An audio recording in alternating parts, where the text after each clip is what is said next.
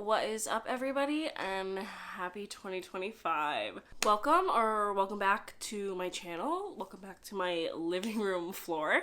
Today, we are going to be talking about my top books of 2024. I've been agonizing over this decision for days. I really wanted to make a bad joke of, like, one could say for the whole year it's the second, and that's such a bad joke. So I felt like I finally had it. I felt like I finally narrowed it down. I had them in, like, the best order I could have, and then I was like, you missed one. You missed a book for your top 10, and you don't want to get rid of any of the other books you have in your top 10. So now I have 11. There's 11 of my best books from 2024. I usually never put my books in, like, any sort of order, and I really wanted to this year. Like, I really wanted, like, a top 10. And then this one book threw me for a loop. So 1 through 5, absolutely locked in. 6 through 11, if I keep staring at them, they could in fact keep swapping around. Like, I just need to tell you my favorite books so I can stop just, like, this is all that's been in my brain. Rent-free for days is the order of these books. So we're just gonna hop right in because I also have a giant pile next to me of, like, potential honorable mentions. It was like the year of the 4-star for me in 2024. So picking between the 4 stars and, like, the leftover 5s that didn't make the list was hard. So it's gonna be a game time decision at the end of this video when we see how much time I have left to talk. And really, I can really think about which ones, like, moved me and, like, really stuck with me. Without further ado, let's hop into my favorite books. So starting at number 11, this is the book I forgot. I figured I could at least put it at 11 because we forgot it. It is my first and, quite frankly, will probably be my only hockey romance ever. And that's Mayfly by C.J. Lead. And now if you're looking at this cover and you're like, Olivia,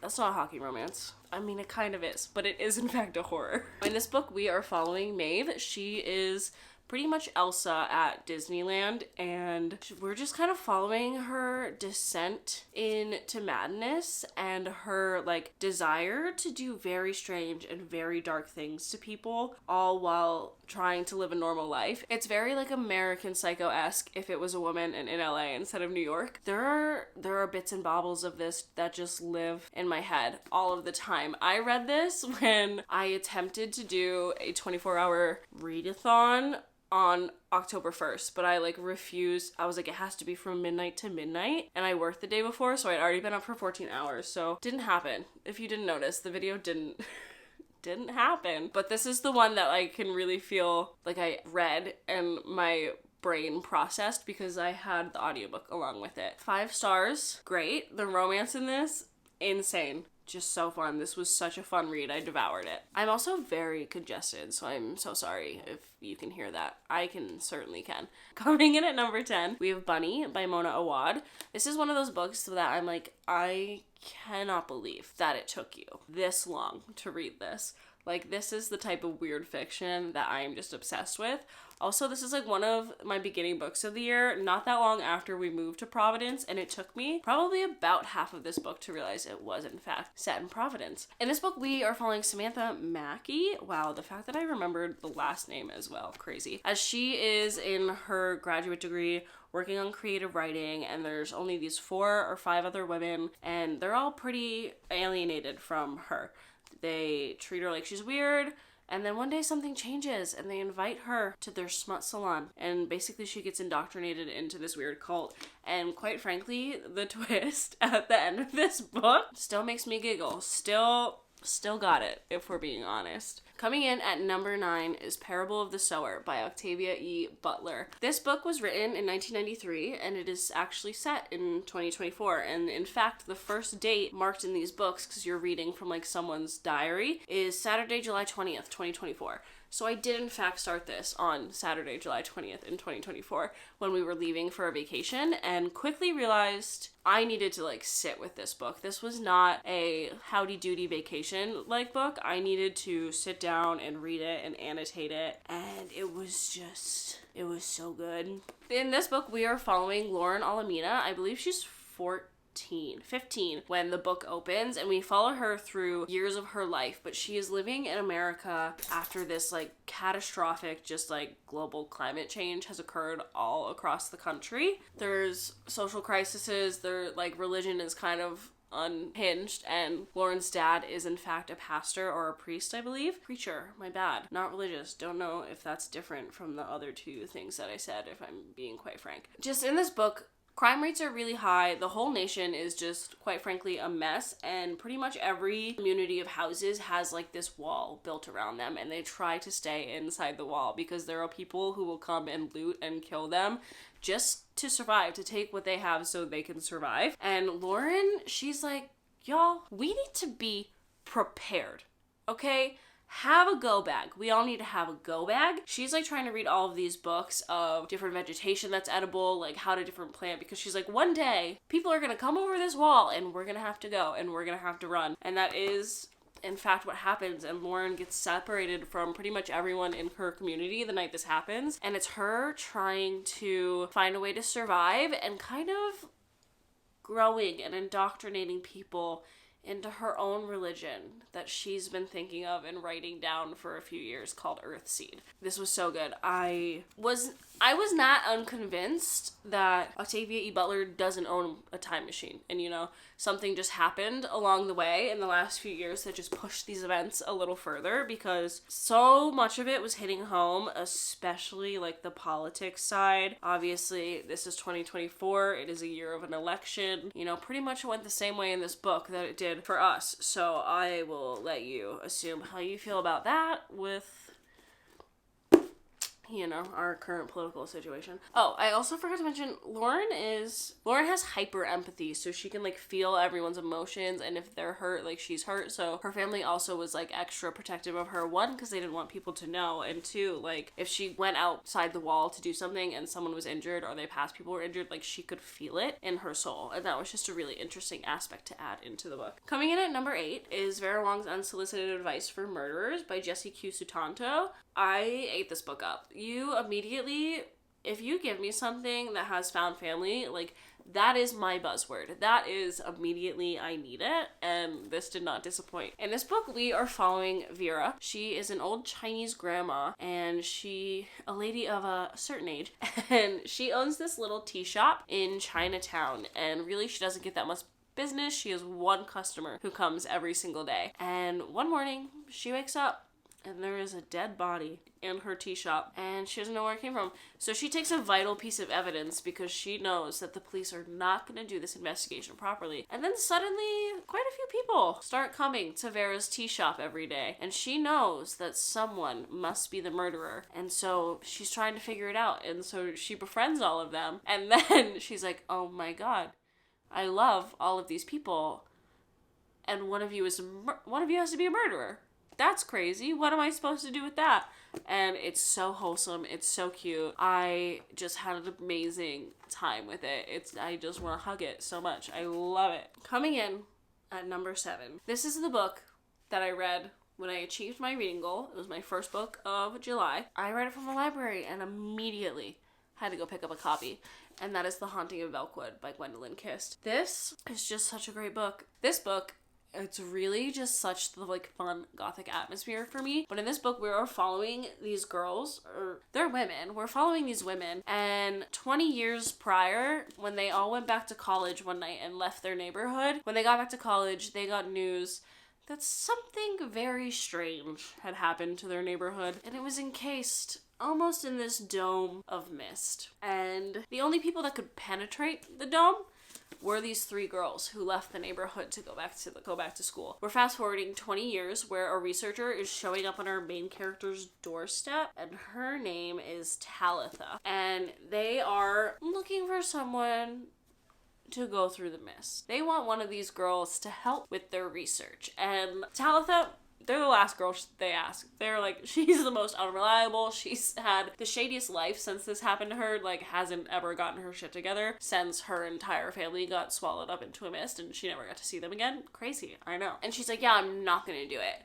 And they're like, okay, well, so we sent a drone in, and these are some photos we have if you want to look at those. And they have a photo of Talitha's house, and in that photo, in the window, is Talitha's little sister. And so she's like, okay, I'll do it. Plus you said you were gonna pay me, and I can't afford rent this month. Following this book, though, one of the other girls shows up. It's very clear some queerness is happening, that these girls had some sort of relationship when they were in high school together that is beyond what we're getting on the page. But really, we're just following these three women as they kind of have to evaluate their childhood trauma and decide whether or not they're gonna keep letting it ruin their lives or if they're gonna find a way to move past it. Just the atmosphere of this, so eerie, so fun. I read it in a day and I was completely obsessed. I've never read anything else by Gwendolyn Kist, but I do think I should pick something up. Coming in at number 6 is another one of those books that I'm like, why did it take you so long to read this? Because the second you heard about it, you knew you were gonna love it. And again,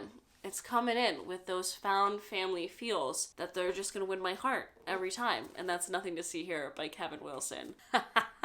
I don't know what that laugh was, but I love this book, like 100% obsessed. This could probably be on my all-time favorite list because it's just quirky and it's weird and it's so full of love and found family, and I kind of want to reread it now that we're talking about it. In this book, we're following Lillian, and her friend, who she has not spoken to since high school, reaches out to her in a letter and is like, hey, I have a job for you. We haven't seen each other in a really long time. It would be like super fun and flirty. The job's like on my property. If you want to come and hang out with me, that would be cool.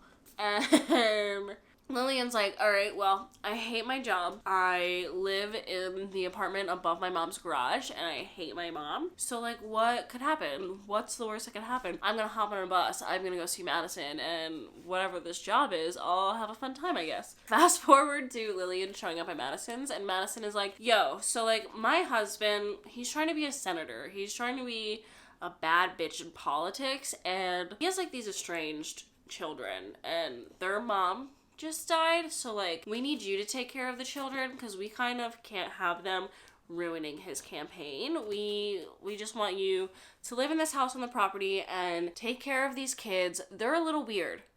Okay, they're like a little weird, so you can't take them off the property. No one can really know about them, and they're just a little weird. Lillian goes to pick up these children and they spontaneously combust. These children, whenever they get emotional, whenever they get angry, sad, whatever, boop, up in flames. And she's not a child caretaker. She was working at a grocery store. So she has to figure out how to manage these children who, if you upset them, will just set on fire. And how to help them realize that they're not really monsters and they can find a way to live their lives too. Obsessed, I cannot recall. It's been a while, but I do believe I maybe cried. We're moving into the top 5. These are my positions that are locked in. These are loaded. I was, in fact, still moving around, like 2 through 4 today. I'm very confident in these choices now, and I'm excited to share them with you. So let's just hop into number 5. This was the year of, I can't believe you haven't read this yet, pick it up. And none of them failed me. Really, none of them failed me. So what I'm learning is, when I know I'm gonna love a book, lady, buy it and read it, okay? Number 5 is Our Wives Under the Sea by Julia Armfield. This book, so good, and you might not like it. You might not like it. A lot of people, they're not gonna like it. I talked about it at work. My friend picked it up. Unbeknownst to me, came in and yelled at me about the entire thing. This book, we are following Leah and Mira, I believe, and Miri, sorry. Leah is a marine biologist, and she goes on an underwater expedition. Supposed to just be gone for a couple of weeks. Fast forward 6 months. Leah has not returned. The center that sent Leah down to the pit is not answering the phone when Miri calls. And then when Leah does come back, she's changed. Something is weird, and this is not the woman that Miri knew. So good. This is alternating perspectives of Miri in present time after Leah has returned, and like trying to get these people on the phone who sent Leah home because she's weird and she just won't stop spending some time in the bathtub. And she just wants her wife back. She wants to know what's going on. And then we're following Leah in the next ones, and it's her telling her story of being under the water and what happened, except it's all disjointed and it's all messed up and you really don't know what's happening. I love it. First of all, just the queerness. 2, the ocean, just this vast metaphor for anxiety and trauma happening throughout this book. Just honestly, impeccable writing. I'm pretty sure, like, first sentence, page 1, started highlighting. Page 2, like, I used to think there was such a thing as emptiness, that there were places in the world one could go and be alone. This, I think, is still true.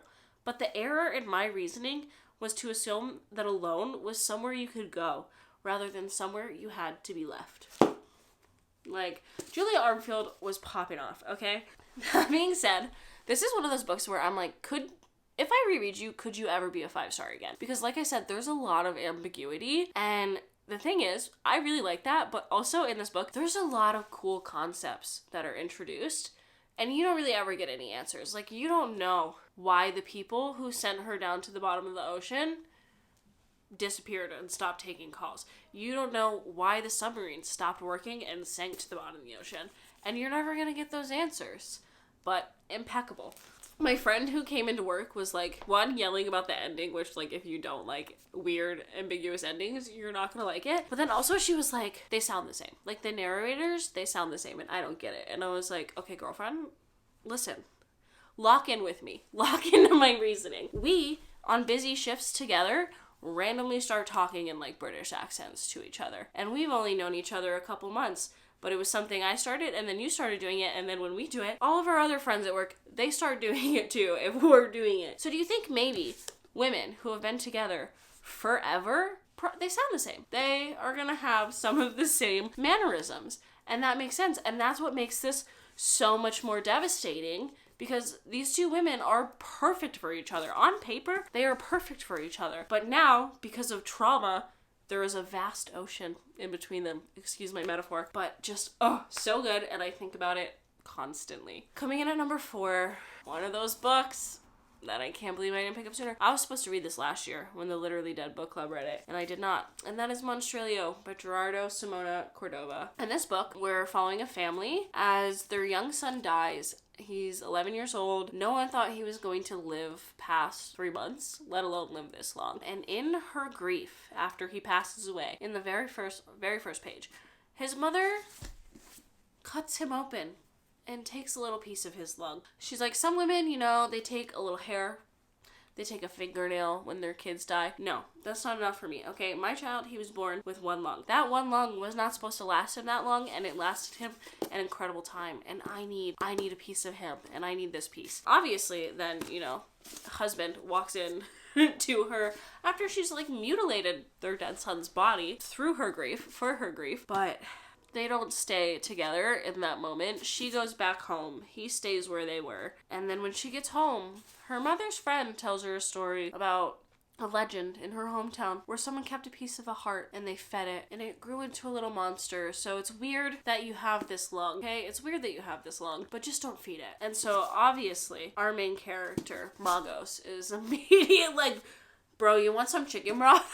And his lung starts to come to life. And it's this great literary fiction about this little manifestation of grief. This book is told in 4 parts, and you go from Magos' point of view to Magos' best friend's point of view to the husband's to Monstrelio's point of view.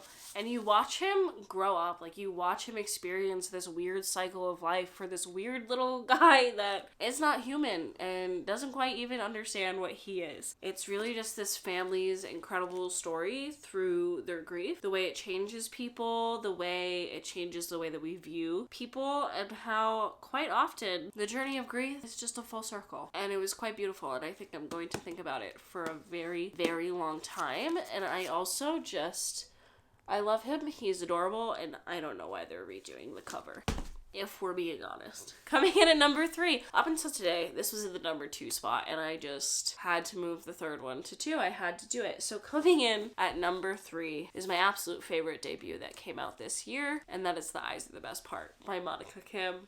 Girl, let me tell you, when I was squealing as I was like reading this at 2 a.m. Absolutely losing my mind. Absolutely mind gone. Just loved it. In this book, we are following Jiwon as she is starting her freshman year of college, didn't get into the college that she wanted to, is struggling with college, and dad left the family. Dad up and leaves. He's like, actually, you know what? I am about that trade-in lifestyle. I'm gonna go get a new family and I'm not gonna talk to any of you again. Not just am I not gonna talk to my wife, my 2 daughters, who are you?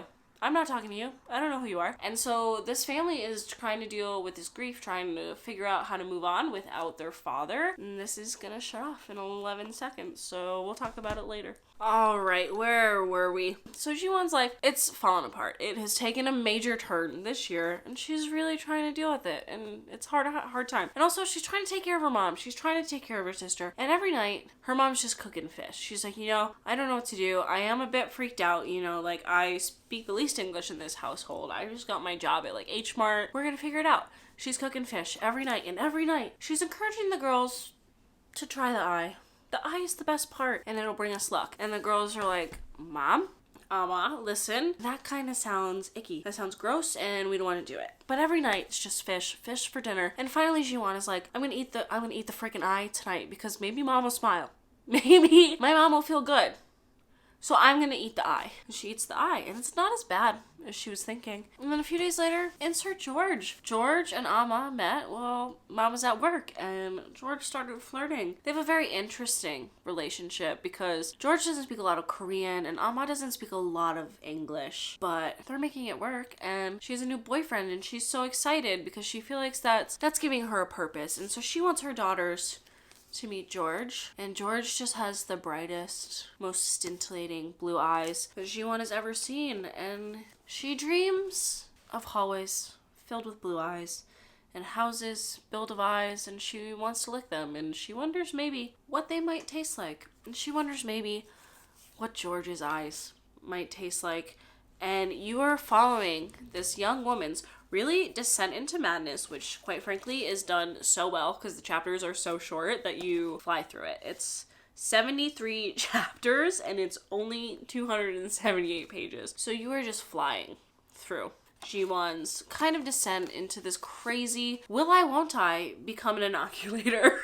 Will I, won't I? You get introduced to just a whole different cast of characters too. Like, you meet Jiwon's friends from high school, you meet her friends at college, and one of my favorite parts that I have written in all of my insane notes that are scribbled in this book is there are these 2 characters who at first you see it, they seem as if they're parallels of one another. They're one's good and one's bad, and that's what it is. But really, they are 2 dark sides of the same coin, if you know what I'm saying. All right? But this book, it's talking about so much that I love. It's talking about kind of what happens when you look for someone else to fulfill you instead of finding fulfillment in yourself.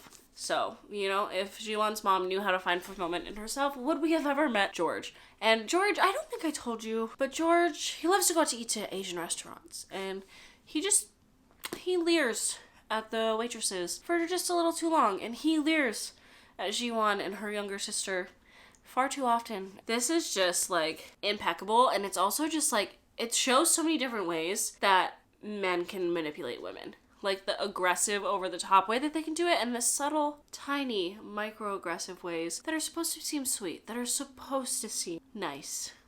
But really, they're not. And I think about this book so often. It's filled with great quotes.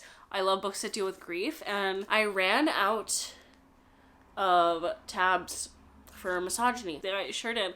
George was an experience to read about. That is what I'll say. By page 60, I was writing, gag, kill him. This grown man walked into these daughters' room and was like, whoa, are you guys having a pillow fight without me?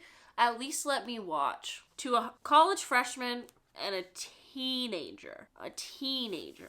That's nasty. I honestly just could keep flipping through this book looking at my annotations, so we're gonna move on. And we are moving on to number 2. Now, this book, it knocked The Eyes Are the Best part right out today, and that's Chlorine by Jane Song. Oh my god, okay. Just like the innate queerness of this book, can we please? This book we are following, I believe her name is Ren. Yeah, Ren Yu, and she is a swimmer. And she wholeheartedly believes that she's meant to be a mermaid. At one point in her life, a transcendence will come and she will become a mermaid. We follow Ren all throughout her life. This is a coming of age story of this girl who doesn't know how to swim but thinks she wants to join the swim team. And at the first practice, girl just hops right in. She's like, I'm ready. Someone teach me because I'm supposed to be a mermaid. I've read the books about the mermaids and I'm supposed to be a mermaid. We follow her through high school as she figures out her crush on one of her swim team members. But mostly, like, the biggest thing for me that I keep coming back to this book and I keep thinking about is when you are a young woman and you're queer and you're figuring out you're queer and maybe you're a little more tomboy than the rest of the girls and your body starts changing. You start growing boobs and you start getting your period, and what a fucking betrayal that is. Like, I think about all the time. The body horror in this book is done impeccably. Like, just impeccably. And a big thing that I learned when I was reading this, Ren gets concussed in this book, and as a competitive sports person, gets concussed and kind of ignores it to push herself in her sport more, and goes through all of these crazy side effects, and like being in her brain is like a fever dream. And as someone who, when I was Ren's age, got severely concussed, got misdiagnosed, and pushed through it to continue with competitive sports, and I'm still dealing with the after-effects now, that was crazy to read. Like, I would go back and just read the part of her getting concussed over and over again. I am obsessed with this book. It lives rent-free in my mind. The ending lives rent-free in my mind. Incredible. Oh my god, here, perfectly. How was I supposed to differentiate between the pain due to the concussion and the pain due to the agony of everyday human life? Again, the writing is just incredible. It's another book that I'm like, this was a debut, and that's insane. Humans break so easily. They break their bones, their bodies, their hearts. I, too, as a girl, once broke my head. My head broke during sophomore year of high school, during the winter. I just wrote spring, because that's when it happened to me. The home is a hard place to love. Perhaps because it was the home, and you, therefore, expected so much more from it, felt its failures so much more acutely. So good. I want this cover, like, gigantic and framed in my house. I am obsessed. My number one book of the year, which I almost moved to number 3, because I was almost like, do we go first? Did the queer girlies go first? This only has a hint of queerness and is never confirmed, which is a real bummer. This is just queer as hell. But the thing is this book, when I come back to it, it's the nostalgia for me that really gets me. This book not only changed, like, my brain chemistry, but it changed my entire reading life this year. I went from not once ever reading to this author to, like, my first book of this year was by this author. And that is My Heart is a Chainsaw by Stephen Graham Jones.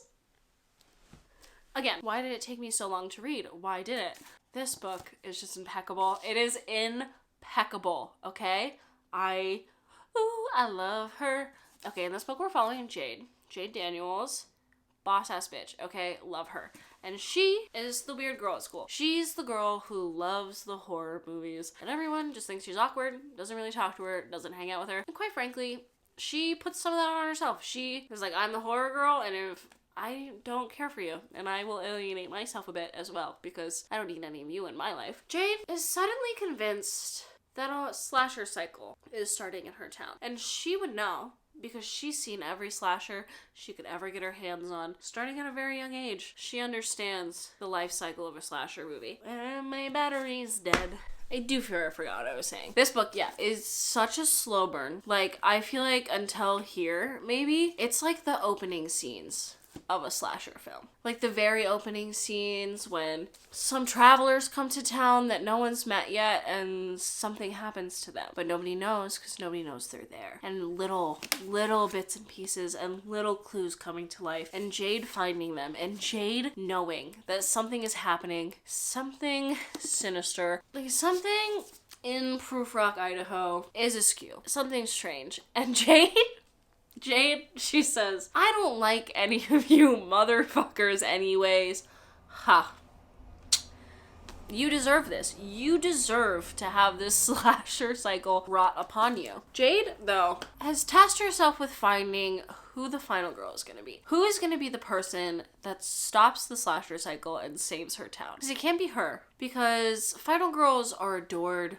They're sweet and they're kind and they're pure. And Jade is none of those things, so it cannot be Jade. And a new girl comes to school and she's sweet. She's sweet. She's kind. She's pure. She's nice. And her name is Letha. And Jade is trying to figure out how she can train Letha. How she's going to get Letha ready to fight the big bad. And it's so good. It's so good. And honestly, I pulled these over because we can just include these. This was a 4 and this was a 5 as well. Just this whole series blew me away. And in fact, in both of these, Stephen Graham Jones made me cry in the acknowledgements. This one was maybe going to be a 4 or 4.5. And then I followed along with the audiobooks, and there's a chapter that Stephen King reads toward the end, and I was sobbing. Just sobbing. Straight sobbing. Every time I bring up these books, and I'm like, how could I possibly explain to you how they make me feel and why the nostalgia of these books gets to me so hard and gets me so good, and why Jade talking about growing up watching slashers like she did, like, just resonates in my soul. And it's the acknowledgements. First of all, no one writes an acknowledgement like Mr. Graham Jones over here. Okay, they are impeccable every single time. You know, there are some people, they just like list. It's just list of every editor, every person who worked at the editing house, and that's it. No, Stephen Graham Jones is like, the acknowledgements are actually pieces of my soul. My books, they could be Horcruxes. You know, every single one of them has a piece of this man. So he opens his acknowledgements thanking like a certain video rental clerk who would slip these 8th grade boys just horror movies when he shouldn't have. I had a video rental clerk like that as well, so I think that also hits the nostalgia home for me. Just like would give me whatever I wanted as long as I brought it back. Spitting distance from my home. Loved the VHS rental store. Talks about how they get these and they go and in one of their friends' garages, they watch these movies, and this is where like I feel the nostalgia in my bones for this book be portrayed into words. Next, I'd like to thank one of those 8th graders' dads who would always wait until we were 2 or 3 tapes in to come drag his Freddy fingers across the metal door of the garage we were in. We'd fall off the saggy couch we were piled onto and we'd blast out the side door and we'd run like I have never run since. Tears slipping back from my eyes, my mouth actually hurting because my smile was so wide. Nothing but the darkness yawning open in front of me. I ran into that darkness and I'm still running. Next, I want to thank you, reader, for running with me. Like these books, Stephen Graham Jones, his writing is running into that darkness. It is just this beautiful, beautiful thing. And I am so happy I finally picked this up this year because when we hop into my honorable mentions in a moment, you already know I have a new favorite author. And I just am so obsessed with this man and any story he could possibly put out. This page is 100% a Stephen Graham Jones fan club. Thank you very much. So that's the top 11. Those are the creme de la creme of what I read this year. And let's see if I can manage to pick some honorable mentions, because right now there's just like a stack of 20 and I have to decide which ones I want to tell you about. So let us see. Let me stare into the abyss of this stack for a moment and I will get back to you. Okay, so if we're gonna stick with this channel's king and idol, then I cannot end this video without talking about the other Stephen Graham Jones books I read this year. I Was a Teenage Slasher, his book that came out this year, I gave a 4.5 stars, and I think about the ending quite often. The Night of the Mannequins is one of the, I think it's the last book I read for my attempt at a 24-hour readathon, and I was so tired that I could probably reread this and it would be beneficial to me, but I gave this one 4 stars and I loved it. And the thing is like every time I read one of his books, I see little pieces of like especially when I read the older stuff, I see little pieces of those in his new stuff, but nothing ever feels like redone or overdone. It just feels like a brand new imagining of some little thing, and I think that is so incredible. Okay, what else can I tell you about? What made me feel the things? Okay, first, my first 2 books this year, since they are both still sticking with me and I have a terrible memory, we can talk about those. My first book I read this year was Almond by Son Won Pyun, and this is a YA book about a young boy who is born with a very small amygdala and doesn't really process emotions, can't really feel emotions, and can't tell what other people's emotions are. And his mom and his grandma do everything they can to help him learn appropriate responses and how to get through everyday life and deal with people and interact with people. And something tragic happens and suddenly he is alone and he has to figure out all of that by himself. Incredible book. This was 4 stars. This one, I can't believe I'm talking to you about because it was a 3.5. But I think about this book so often, and that's How to Be Eaten by Maria Aldman. This is following 5 women, most of which, all but one, are reimagined fairy tale characters as they're sitting in this New York City basement in a support group for people who have gone through trauma in the limelight. Like, people have seen the trauma and it's constantly reported on, including Ruby and Gretel. So including 2 women who went through this trauma as young kids. Red Riding Hood and Gretel from Hansel and Gretel, and how it's affected them in their lives. And I still think about it so often, and it was my second book of 2024. If we could have a moment for the nonfiction, just so quickly. First, I have Better Not Bitter by Youssef Salaam, living on purpose in pursuit of racial justice. This is one of the exonerated 5, and it is kind of just his life story. And it was very interesting to me to read about his time in prison, discovering his religion and his life after prison and dealing with being wrongfully accused. It's just really good. It lives rent-free in my head, and it's a nice radicalizing book if you want to pick one up. Next for nonfiction is Tastemakers: 7 Immigrant Women Who Revolutionized Food in America by Mayuk Sen. And this, I just think it's written so cleverly. It's almost just like little essays about all 7 of these women's lives, but the order the author puts them in is you start with ones who they want to make a name for themselves. They want to be the Julia Child of wherever they are coming from. They want a cooking show and cookbooks, and they are trying to write cookbooks and write recipes for the white people in America. And then as you go through, especially the last 2, they are not doing anything for the white people, okay? They're doing it for their communities and they're doing it for their homes. The second to last one is Julia Shani, and she is from Iran. Comes to America during the Iranian crisis and the hostage situation. I also read this. I started it months ago. I finished it the day Jimmy Carter died, and my audiobook got cut off to alert me that Jimmy Carter had died. In the middle of this sentence, ABC News aired a nightly show, The Iranian Crisis, America Held Hostage, that depicted Iranians burning American flags and protesters chanting "Death to America, death to Carter," referring to then President Jimmy Carter. So, sorry, Jimmy. That was crazy for us to go through that. It was just a really strange moment, but because of this political climate around Iran in America at the time, no publishing house will even consider Julie's cookbook. And so she literally, a one-woman show, has to create her own publishing house just to be able to publish a cookbook. Like, she is very much doing this because to try to bypass how we're depicting people in our country because something that's going on a world away. We finished with Norma Shirley, who's from Jamaica and comes here, like, cooks in New York, does all this stuff, and is actually like, okay, but fuck this. I don't want to be cooking for you. I want to cook for my community, and moves back home to Jamaica. But is the first person to kind of introduce Jamaican cuisine as a more like elevated style in the US. The biggest thing for me is all of these end just kind of like devastatingly, not in a wide open way. Oh my god. Also, I'm so sorry. Julia Sani is from India, and the woman I was talking about from Iran is Najmeh Bashlami, which I think I said wrong. So Julia, she's from India, and she is the first ever executive chef, like woman executive chef in New York City, and the first to introduce Indian cuisine into a restaurant like that. And once she leaves, it doesn't happen again for 10 years later for an Indian person to be an executive chef, and he is the one who gets credited for being the first one to introduce food like that in a Michelin star in New York City.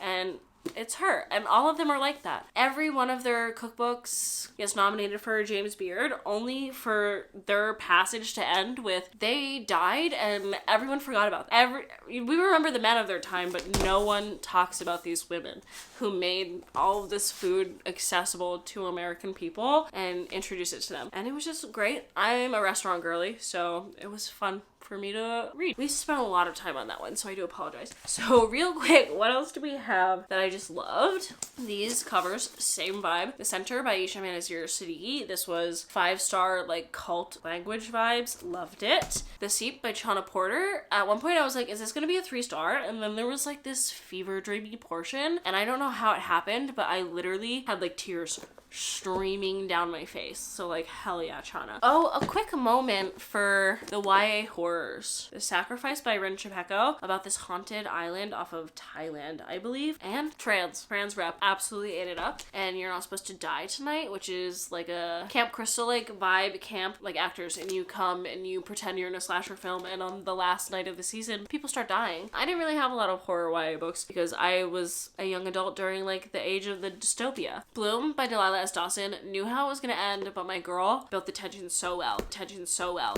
Additionally, like that, This Is Where We Talk Things Out by Caitlin Marceau. Page 29, I knew exactly what the end of the book was going to look like, but the tension and the relationship between mom and daughter, impeccable. Such Sharp Teeth by Rachel Harrison. It's one of those books I read at the perfect time in my life. I had a very, very bad, very hard year that involved everything from professional to personal to family, a lot of rough stuff. Like, we don't have to get into it. But there's a scene about this in this book talking about anger and how it affects people, and it was like one of those things where I was like, I didn't know I needed the words for that, but now that I have them, I'm having a mental breakdown at 1:30 in the morning. At this point, do I just like tell you the rest of these really quick? Annie-Bot almost made it to the top 10. We're following a robot who is used for sex and the shitty man named Doug who owns her as she figures out that she can have human emotions too, and Doug wants her to act more human, but the more human she acts, Doug doesn't like her that much. Impeccable, fuck Doug. Oh, if we want to stick with the pink, The Night Guest by Hildur Notsdatter, I believe I said that wrong, is just a quick, also short chapter like woman's descent into madness as she wakes up every day really tired, really sore, gets a little watch, turns out she's just walking like 40,000 steps in the middle of the night and she doesn't know where she's going. And we're gonna figure it out together. Fantastic Land is a bunch of interviews of people who are in this amusement park as a gigantic tornado comes, ravages the coast of Florida, and they are stuck there for a month, and murder and mayhem ensues. It is a study in fear, and it was really, really fantastic. We have 4 left, so I'm just gonna show them to you. When the Reckoning Comes by LaTanya McQueen. Ghost Story, incredible. Sisters of the Lost Nation by Nick Medina. I had a mental B about how to rate this because it was not a horror and it was not a thriller, but the social commentary, chef's kiss. We're talking about everything that happens to Native women in America, especially prior to Savannah's Act. Open Throat by Henry Hoke. Just a weird little queer mountain lion from his perspective in LA, and I ate it up. And then The City We Became by N.K. Jemisin. I keep thinking about it, but it might just be because I first read this after the election. This entire pile just fell on me, and I'm holding it with one hand. It's gone. Every city has a soul, and New York City has 6, and they need to save New York City, and it's really a big fuck you to Lovecraftian horror, and it was a really great time. N.K. Jemisin really did that, and it was so good. Okay, thank you all so much for watching. I like how I said I was gonna pick some honorable mentions, and I was like, what if I just tell you about every single one of these books? It was a really good reading year, okay? I can't complain. Alright, thank you all so much for watching. I will see you soon with another video, and happy reading in 2025. Bye!